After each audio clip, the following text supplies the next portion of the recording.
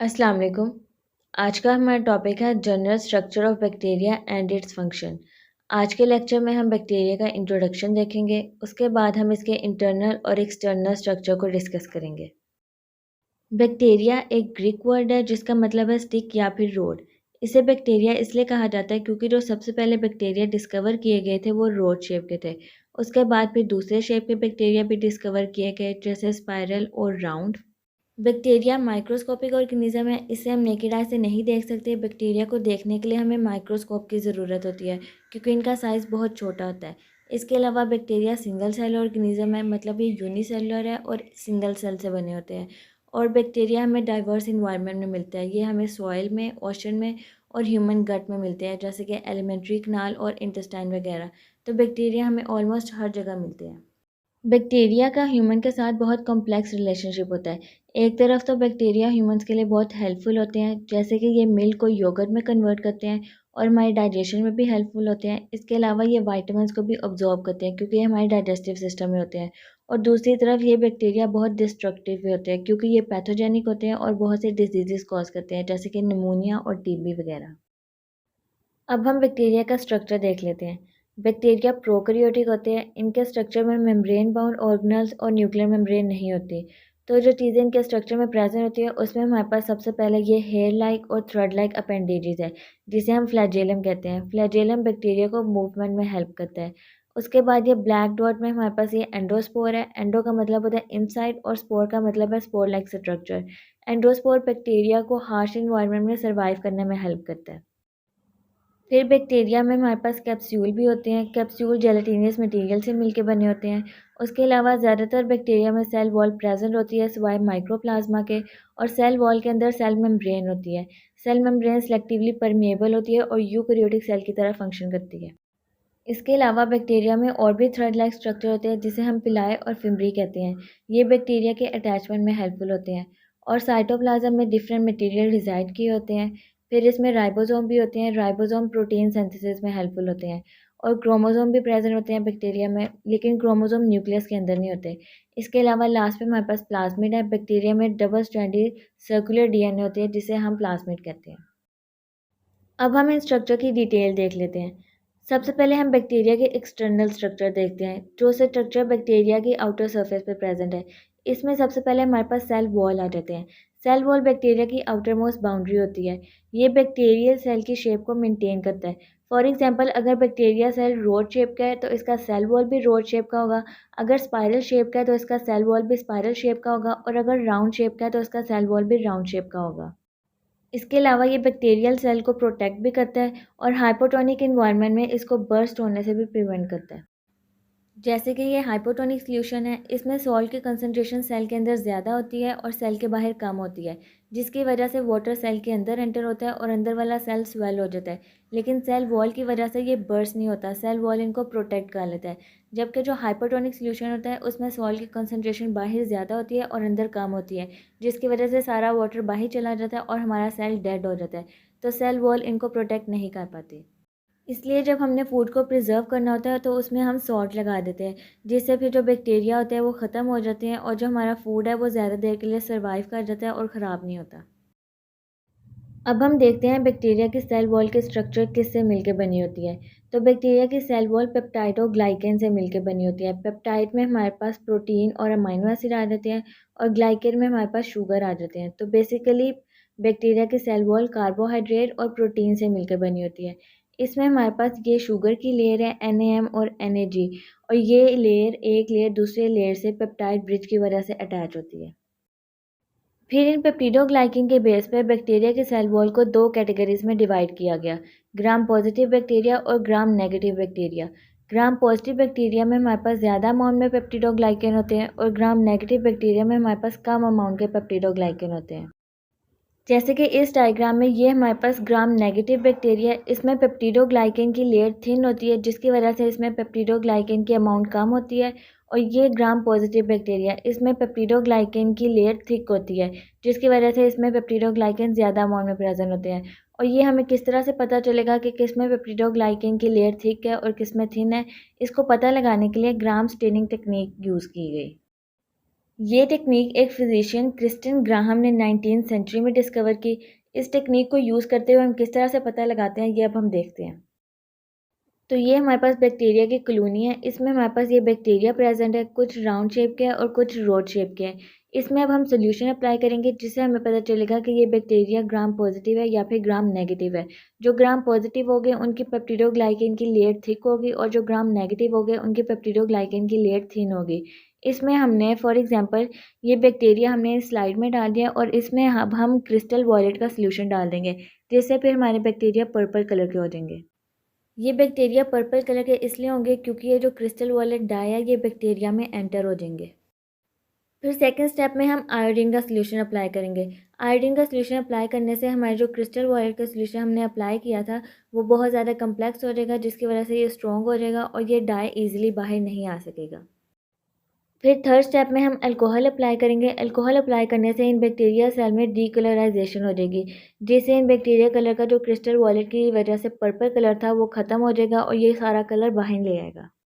तो alcohol basically इन bacteria में से कलर को रिमूव करता है, जिसका मतलब ये है कि ये वॉशिंग का काम करता है।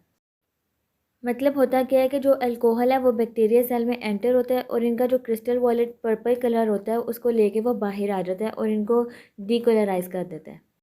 अब जो ग्राम नेगेटिव बैक्टीरिया हैं उनमें पेप्टिडोग्लाइकेन की लेयर बहुत थिन होती है, जिसकी वजह से क्या होता है कि जब अल्कोहल इनमें एंटर होते हैं तो इनके कलर को डीकलराइज कर देते हैं, जबकि जो हमारे ग्राम पॉजिटिव बैक्टीरिया होते हैं उनकी जो पेप्टिडोग्लाइकेन की लेयर है वो थिक होती है, जिसकी वजह से जो अल्कोहल है वो इनके कलर को डीकलराइज नहीं कर पाते और ये क्रिस्टल वॉयलेट कलर के ही रहते हैं। अब लास्ट स्टेप में हम एक और सोल्यूशन अप्लाई करते हैं जिसको हम सेफ्रेनिन कहते हैं। इन सेफ्रेनिन का कलर पिंक होता है। तो जो हमारे ग्राम नेगेटिव बैक्टीरिया होते हैं जिनका कलर डीकलराइज हो जाता है वो पिंक कलर के हो जाते हैं, और जो ग्राम पॉजिटिव बैक्टीरिया उनमें भी ये कलर जाता है, लेकिन ग्राम पॉजिटिव बैक्टीरिया का कलर क्रिस्टल वॉयलेट होता है जो कि बहुत डार्क कलर है और बहुत स्ट्रॉन्ग कलर है। इसकी वजह से इसमें ज़्यादा फ़र्क नहीं पड़ता। तो इस तरह से हमें पिंक और पर्पल कलर के बैक्टीरिया मिल जाते हैं। जो पिंक कलर के बैक्टीरिया होते हैं वो ग्राम नेगेटिव होते हैं और जो पर्पल कलर के होते हैं वो ग्राम पॉजिटिव होते हैं। तो इस तरह से हम इनका जो डिफरेंस है वो देख सकते हैं।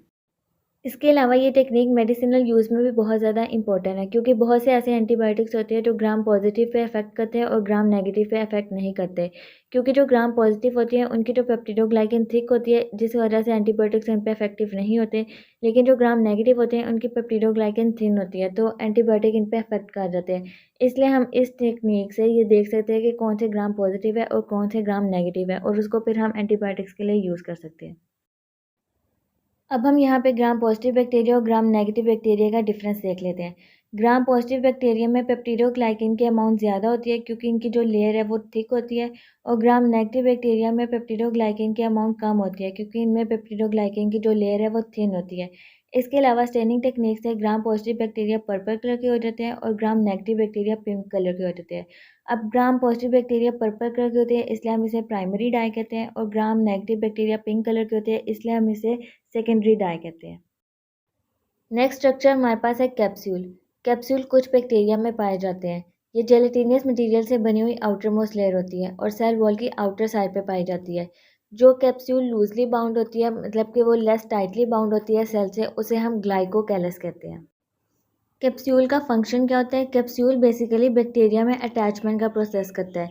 ये एक बैक्टीरिया सेल को दूसरे बैक्टीरिया के साथ अटैच करता है। फॉर एग्जांपल ह्यूमन सेल, जिसे हम सबस्ट्रेट भी कहते हैं, ये बैक्टीरिया को ह्यूमन सेल के साथ अटैच करता है और वहाँ से फूड लेता है। इसके अलावा ये क्लोनियल अटैचमेंट भी करता है, जिसमें ये एक बैक्टीरिया को दूसरे बैक्टीरिया के साथ अटैच करता है। इसके अलावा कैप्सूल डिहाइड्रेशन से भी प्रोटेक्ट करती है और ये बैक्टीरिया के ऊपर एक पैथोजेनिक शील्ड या फिर एक लेयर बना देती है, जिससे हमारे बैक्टीरिया ज़्यादा पैथोजेनिक हो जाते हैं।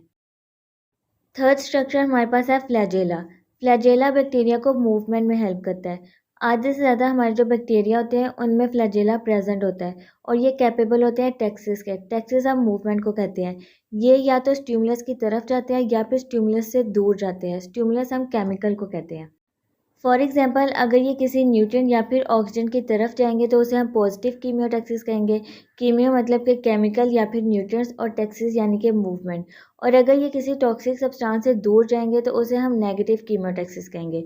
टॉक्सिक सब्सटेंस से वो इसलिए दूर जाएंगे क्योंकि उनको उससे खतरा होगा।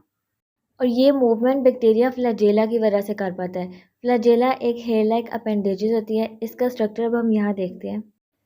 फ्लैजेला के टोटल 3 पार्ट्स हैं। बेसल बॉडी जिसे हम मोटर कहते हैं। बेसल बॉडी सेल वॉल और सेल मेम्ब्रेन के अंदर प्रेजेंट होती है और ये फ्लैजेला को बैक्टीरिया के साथ अटैच करता है। फिर हमारे पास है हुक जिसे हम फ्लेक्सिबल जॉइंट भी कहते हैं। फ्लेक्सिबल जॉइंट फ्लेक्सिबल होता है और ये जो है मूवमेंट में हेल्पफुल होता है। और फिर हमारे पास है फिलामेंट जिसे हम प्रोपेलर भी कहते हैं। प्रोपेलर प्रोटीन से मिलकर बनी होती है और ये प्रोपेल कर रहा होता है, मूव कर रहा होता है। उसके बाद फ्लैजेला के बेस पर बैक्टीरिया को 5 कैटेगरीज में क्लासिफाई किया जाता है। ये हमारे पास बैक्टीरिया की टाइप्स है फ्लैजेला के बेस पे। अगर बैक्टीरिया में कोई भी फ्लैजेला प्रेजेंट नहीं होगा तो उसे हम एट्राइकस कहते हैं। जैसे कि इस डायग्राम में ये हमारे पास बैक्टीरिया और इसमें कोई भी फ्लैजेला प्रेजेंट नहीं है तो इसे हम एट्राइकस कहेंगे। ट्राइकस हम कहते हैं हेयर लाइक अपेंडेजेस को। और अगर बैक्टीरिया की एक साइड पे एक फ्लैजेला प्रेजेंट होगा तो उसे हम मोनोट्राइकस कहेंगे। फिर अगर बैक्टीरिया के एक साइड पे टफ्ट ऑफ फ्लैजेला प्रेजेंट हो गए, जैसे कि इस डायग्राम में ये बहुत सारे फ्लैजेला प्रेजेंट है एक साइड पे, तो उसे हम लोफोट्राइकस कहेंगे। फिर अगर बैक्टीरिया के दोनों साइड पे एक एक फ्लैजेला प्रेजेंट होगा तो उसे हम एम्फीट्राइकस कहेंगे। और अगर दोनों साइड पे टफ्ट ऑफ फ्लैजेला प्रेजेंट हो गए तो उसे फिर हम एम्फीलोफोट्राइकस कहेंगे। उसके बाद फिर हमारे पास पेरीट्राइकस है। पेरीट्राइकस वो होते हैं जिसमें बैक्टीरिया के पूरे सेल में फ्लैजेला प्रेजेंट होते हैं। नेक्स्ट स्ट्रक्चर हमारे पास है फिम्ब्री और पाइली। फिम्ब्री और पाइली भी हेयर लाइक अपेंडेजेस होते हैं लेकिन इनका साइज़ बहुत शॉर्ट होता है। फिम्ब्री का साइज़ पाइली से भी शॉर्टर होता है और ये बैक्टीरिया के स्ट्रक्चर को दूसरे स्ट्रक्चर के साथ अटैच करने में हेल्पफुल होते हैं। फिम्ब्री बैक्टीरिया को म्यूकस मेम्ब्रेन के साथ अटैच करता है और पाइली एक बैक्टीरिया सेल को दूसरे बैक्टीरिया सेल के साथ अटैच करता है और ये अटैचमेंट पाइली सेक्स पाइलस की वजह से करता है। इसे सेक्स पाइलस इसलिए कहा जाता है क्योंकि ये सेक्सुअल रिप्रोडक्शन करता है। और ये सेक्सुअल रिप्रोडक्शन किस तरह से करता है, जब एक बैक्टीरिया दूसरे बैक्टीरिया से सेक्स पाइलस की वजह से अटैच होंगे तो एक बैक्टीरिया का डीएनए दूसरे बैक्टीरिया के डीएनए में ट्रांसफ़र होगा। ये प्रोसेस हम कॉन्जुगेशन में भी देखते हैं।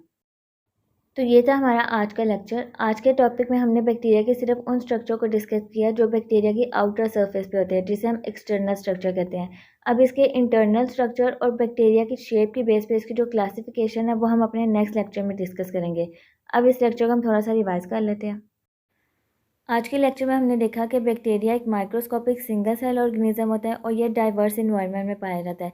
ये हमें सॉइल में, ओशन में और ह्यूमन गट के अंदर, एलिमेंट्री कैनाल में, तकरीबन हर जगह हमें बैक्टीरिया मिलते हैं। ह्यूमन का जो बैक्टीरिया के साथ रिलेशनशिप होता है वो बहुत कॉम्प्लेक्स होता है। एक तरफ तो बैक्टीरिया ह्यूमन को बहुत ज़्यादा बेनिफिट भी देता है। ये मिल्क को योगर्ट में कट करता है और हमारी डाइजेशन में भी हेल्पफुल होता है।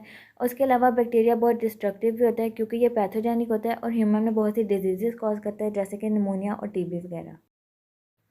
फिर हमने बैक्टीरिया का एक्सटर्नल स्ट्रक्चर देखा। इसमें हमारे पास सबसे पहले सेल वॉल थी। सेल वॉल बैक्टीरिया की शेप को मेंटेन करता है और ये सेल को प्रोटेक्ट करता है। इसके अलावा ये हाइपोटोनिक इन्वायरमेंट में बैक्टीरिया को बर्स्ट होने से भी प्रिवेंट करता है। हाइपोटोनिक इन्वायरमेंट में ये इसलिए प्रिवेंट नहीं करता क्योंकि हाइपोटोनिक इन्वायरमेंट में सॉल्ट की कंसनट्रेशन बाहर ज़्यादा होती है, जिसकी वजह से हमारा जो वाटर है वो बाहर चला जाता है और हमारा बैक्टीरिया डेड हो जाता है।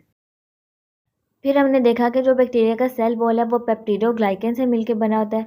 पेप्टिडोग्लाइकन के बेस पे हमने बैक्टीरिया की फर्दर 2 टाइप्स देखी, ग्राम पॉजिटिव बैक्टीरिया और gram negative bacteria. Gram positive bacteria में हमारी पेप्टिडोग्लाइकन की अमाउंट ज़्यादा होती है क्योंकि इसमें जो पेप्टिडोग्लाइकन की लेयर है वो थिक होती है। और ग्राम नेगेटिव बैक्टीरिया में पेप्टिडोग्लाइकन की अमाउंट लेस होती है क्योंकि इसमें पेप्टिडोग्लाइकन की लेयर थिन होती है। और हमें किस तरह से पता चलेगा कि कौन सी ग्राम पॉजिटिव बैक्टीरिया और कौन से ग्राम नेगेटिव बैक्टीरिया, ये जानने के लिए हमने स्टेनिंग टेक्निक की। ग्राम स्टेनिंग टेक्निक में हमने एक कॉलोनी में बैक्टीरिया डाले, उसके बाद फिर हमने इसमें क्रिस्टल वॉयलेट का एक सोल्यूशन डाला, जिससे हमारे जो बैक्टीरिया वो क्रिस्टल वॉयलेट पर्पल कलर के हो गए। उसके बाद फिर सेकंड स्टेप में हमने इसमें आयोडीन डाला। आयोडीन डालने से हमारे जो क्रिस्टल वॉयलेट कलर है वो और ज़्यादा स्ट्रॉन्ग हो गए। उसके बाद थर्ड स्टेप में हमने इसमें अल्कोहल डाला। अल्कोहल डालने से हमारे जो ग्राम नेगेटिव बैक्टीरिया वो डीकलराइज हो गए और वो इसलिए डीकलराइज हो गए थे क्योंकि उनमें जो पेप्टिडोग्लाइकन की लेयर थी वो थिन थी। और जो हमारे ग्राम पॉजिटिव बैक्टीरिया थे उनका कलर फेड नहीं हुआ था क्योंकि उनमें जो पेप्टिडोग्लाइकन की लेयर थी वो थिक थी। फिर फोर्थ स्टेप में हमने सेफ्रेनिन डाला, जिससे हमारे जो डीकलराइज बैक्टीरिया थे, जो कि ग्राम नेगेटिव बैक्टीरिया थे, वो पिंक कलर के हो गए थे क्योंकि हमारा जो सेफ्रेनिन का कलर है वो पिंक है। इससे अब हमें पता चल जाएगा कि जो पिंक कलर के है वो ग्राम नेगेटिव बैक्टीरिया और जो ग्राम पॉजिटिव बैक्टीरिया वो पर्पल कलर के है। ग्राम पॉजिटिव बैक्टीरिया का जो कलर है वो इसलिए जो सा चेंज नहीं हुआ था सेफ्रेनिन की वजह से क्योंकि जो पर्पल कलर है वो ऑलरेडी बहुत डार्क कलर है और ये बहुत स्ट्रॉन्ग कलर है। फिर इसका सेकंड स्ट्रक्चर हमने देखा कैप्सूल। कैप्सूल जेलेटिनस मटेरियल से मिलकर बना होता है। ये बैक्टीरिया की आउटर मोस्ट लेयर पे प्रेजेंट होता है। जो कैप्सूल लूजली बाउंड होते हैं सेल से, उसे हम ग्लाइकोलाइस कहते हैं। उसके बाद इसके फंक्शन में हमने देखा कि ये बैक्टीरिया को डिहाइड्रेशन से प्रोटेक्ट करता है। इसके अलावा ये बैक्टीरिया के ऊपर एक लेयर बनाता है, जिससे हमारे जो पैथोजेनिक बैक्टीरिया वो और ज़्यादा स्ट्रॉन्ग हो जाते हैं, क्योंकि इनके लेयर बनाने से हमारे जो इम्यून सिस्टम होता है होस्ट का, वो इसको अफेक्ट नहीं कर पाता। फिर हमने फ्लैजेला देखा। फ्लैजेला बैक्टीरिया के मूवमेंट में हेल्पफुल होता है। अगर फ्लैजेला न्यूट्रिएंट्स और ऑक्सीजन की तरफ मूव करता है तो उसे फिर हम पॉजिटिव कीमोटैक्सिस कहते हैं, और अगर ये केमिकल से अवे यानी कि टॉक्सिक सब्सट्रेट से अवे जाता है तो फिर उसे हम नेगेटिव कीमोटैक्सिस कहते हैं। उसके बाद फिर हमने फ्लैजेला के बेस पर बैक्टीरिया की 5 कैटेगरीज देखी। इसमें हमारे पास सबसे पहले ए ट्राइकस है। ए ट्राइकस में बैक्टीरिया में कोई भी फ्लैजेला प्रेजेंट नहीं होता। फिर हमारे पास मोनोट्राइकस है। मोनोट्राइकस में बैक्टीरिया की एक साइड पे एक फ्लैजेला होता है। लोफोट्राइकस में बैक्टीरिया की एक साइड पे टफ्ट ऑफ फ्लैजेला प्रेजेंट होते हैं। एम्फीट्राइकस में बैक्टीरिया की दोनों साइड पे एक एक फ्लैजेला प्रेजेंट होते हैं। फिर जो से पेरीट्राइकस होते हैं उसमें जो फ्लैजेला है वो पूरे बैक्टीरिया सेल में फैले होते हैं, और जो एम्फीलोफोट्राइकस होते हैं उसमें टफ्ट ऑफ फ्लैजेला बैक्टीरिया के दोनों साइड पे प्रेजेंट होते हैं। फिर लास्ट एक्सटर्नल स्ट्रक्चर बैक्टीरिया का हमने फिम्ब्री और पिलाई देखा। फिम्ब्री और पिलाई हेयर लाइक अपेंडेजेस होते हैं, लेकिन इनका साइज़ जो है वो छोटा होता है और ये ज़्यादा अमाउंट में प्रेजेंट होते हैं। जो फिम्ब्री है उनके जो साइज़ है वो पिलाई से भी छोटा होता है, और ये दोनों अटैचमेंट में हेल्पफुल होते हैं। फिम्ब्री जो है वो म्यूकस मेम्ब्रेन के साथ बैक्टीरिया को अटैच करता है, और जो पिलाई है वो एक बैक्टीरिया सेल को दूसरे बैक्टीरिया सेल के साथ अटैच करता है। तो ये था हमारा आज का लेक्चर। आज के लेक्चर में हमने बैक्टीरिया की आउटर सरफेस पे जो स्ट्रक्चर प्रेजेंट होते हैं हमने बस उसे डिस्कस किया है। अब हम नेक्स्ट लेक्चर में बैक्टीरिया के इनर सरफेस पे जो स्ट्रक्चर होते हैं उनको डिस्कस करेंगे, और उसके अलावा हम बैक्टीरिया की शेप को देखेंगे। आज की वीडियो अगर अच्छी लगी हो तो इसको लाइक कर देना और अपने क्लास फेलोज़ के साथ भी शेयर कर देना। इसके अलावा भी अगर आप कोई टॉपिक समझना चाहते हैं तो आप मुझे कमेंट बॉक्स में बता दें, और मेरे चैनल को भी सब्सक्राइब कर दें।